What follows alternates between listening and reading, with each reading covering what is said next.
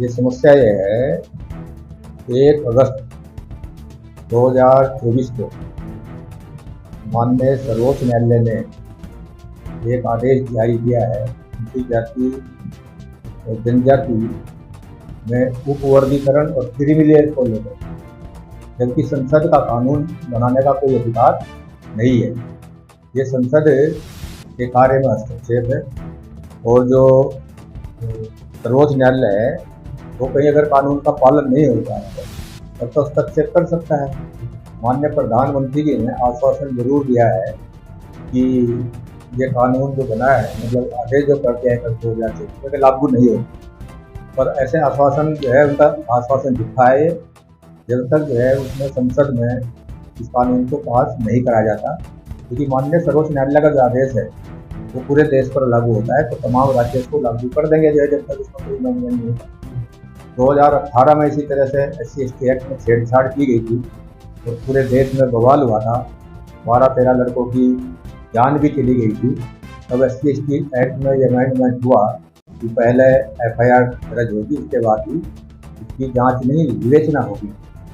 इसी तरह से जो कानून बनाया गया है उपवर्गीकरण का, ये लोगों को बांटने के लिए साजिश के तहत किया गया है।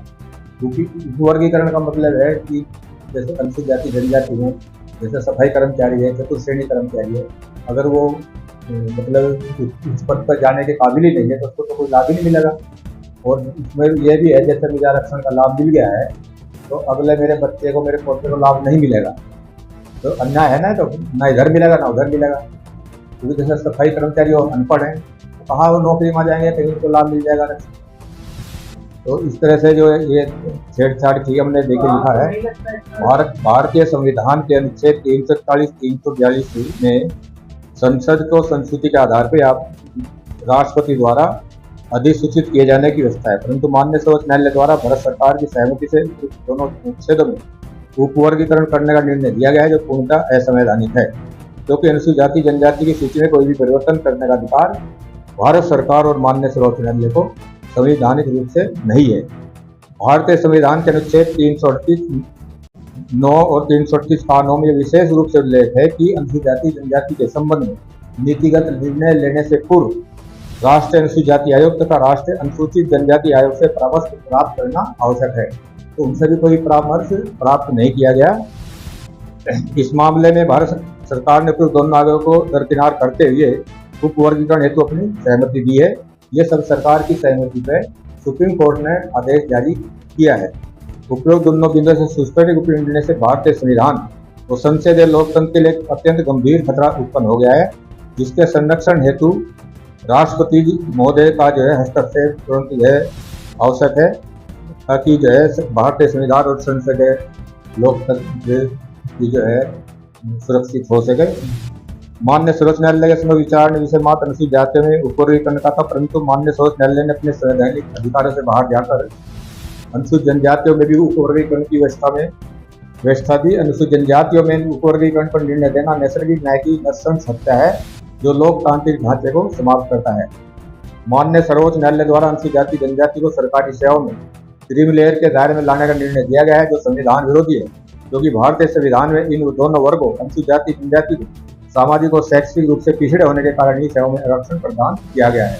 जो अनुसूचित जाति जनजाति का जो आरक्षण है वार्षिक के साथ साथ छुआछूत के आधार पर आरक्षण है, उसमें कोई आर्थिक की बात नहीं है। सामाजिक भी आज भी हो रहा है, लोगों को घोड़ी पर नहीं चढ़ने दिया जाता है, उनके साथ जो है तमाम बलात्कार हो रहे हैं उनके साथ, और कहीं भी न्याय नहीं मिल रहा है। इन दोनों वर्गों और अनुसूचित जाति अस्पृश्य होने के कारण कठोरतम सामाजिक प्रताड़ना के चलते ब्रिटिश सरकार द्वारा आरक्षण जैसी विशेष सुविधा प्रदान की गई थी। माननीय सर्वोच्च न्यायालय द्वारा अपने निर्णय में आरक्षण का लाभ एक ही पीढ़ी तक सीमित रखने की व्यवस्था दी गई, जिससे सरकारी सेवा में निम्न स्तर पर कार्य सफाई कर्मचारी, चौकीदार, चपरासी इत्यादि समस्त चतुर्श्रेणी कर्मचारियों की आने वाली पीढ़ियां आरक्षण से वंचित हो जाएंगी। माननीय सर्वोच्च न्यायालय द्वारा आरक्षण की व्यवस्था एक ही पीढ़ी तक सीमित होने के निर्णय से सरकारी सेवारत अनुसूचित जाति जनजाति के लगभग 75% कर्मचारियों के बच्चे आरक्षण से वंचित हो जाएंगे, और इन वर्गों के लिए भारतीय संविधान द्वारा प्रदत्त आरक्षण व्यवस्था भविष्य में लगभग निष्प्रभावी होकर हमेशा के लिए आरक्षण समाप्त हो जाएगा। उक्त निर्णय दिनांक 1/8/2024 से भारतीय संविधान की संरचना का उद्देश्य पूर्णतः प्रभावी हो जाएगा। तो इसमें हमारी ये मांग है, जो 1/8/2024 का जो निर्णय है, भारत सरकार इसमें विशेष सत्र बुलावे और इसको जो है कानून के दायरे में ला करके इसको जो है निरस्त करे और इसको जो है 9वीं अनुसूची में इसको डाला जाए, आरक्षण का कानून बने, ताकि जो फिर कोई इसमें छेड़छाड़ करे उसमें सजा का प्रावधान किया जाए। अभी 21 अगस्त में जहाँ जहाँ भी कार्यक्रम पूरे देश में हो रहा है, हमारा लोगों से अपील है कि जहाँ जहाँ भी कार्यक्रम हो रहा है वहाँ जो है वो अपनी अधिक से अधिक भागीदारी सुनिश्चित करें, ताकि इस मांग को जो है माना जाए।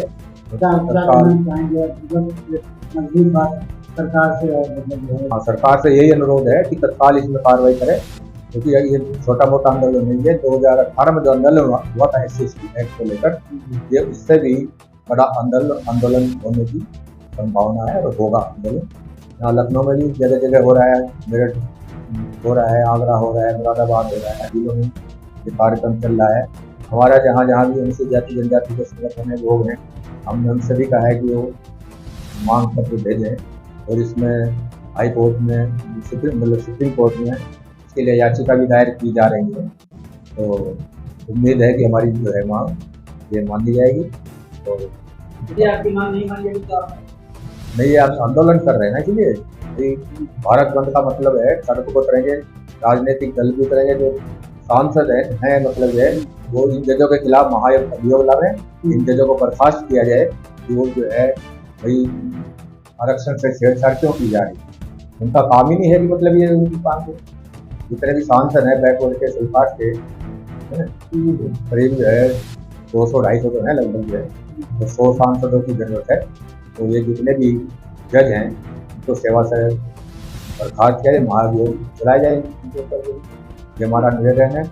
आशा है कि हमारी मांग जो है हो सके 21 अगस्त से पहले इसका समाधान मिले, नहीं तो हम, क्योंकि आंदोलन करने में क्षति भी होती है, सरकारी क्षति भी कहीं ना कहीं होती है। लोग जो है राजनीतिक दल भी होते हैं, वो खुद ही कांड करा देते हैं। पिछली बार भी 2018 में 12-13 लड़कों की जान चली गई थी, गवर्नमेंट हुआ था। तो ऐसा नहीं होना चाहिए कि लोगों की जान जाए। शांतिपूर्वक घर में प्रदर्शन की बात है, न कहीं भी कोई ऐसी बात नहीं है। तो हमने लोगों से अपील की है शांतिपूर्वक ही कानून के दायरे में रह के अपना धर्म प्रदर्शन करें।